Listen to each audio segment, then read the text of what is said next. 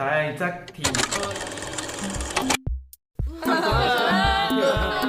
Wow.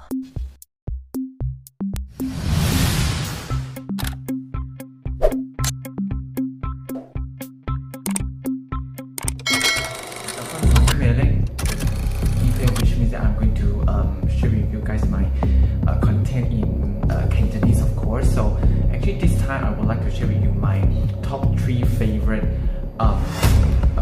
Hong Kong drama from ATV.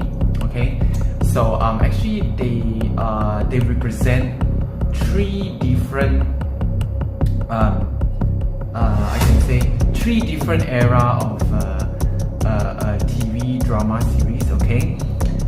One is called 九七變色龍 okay, so this is more to like household kind of melodrama kind of drama I can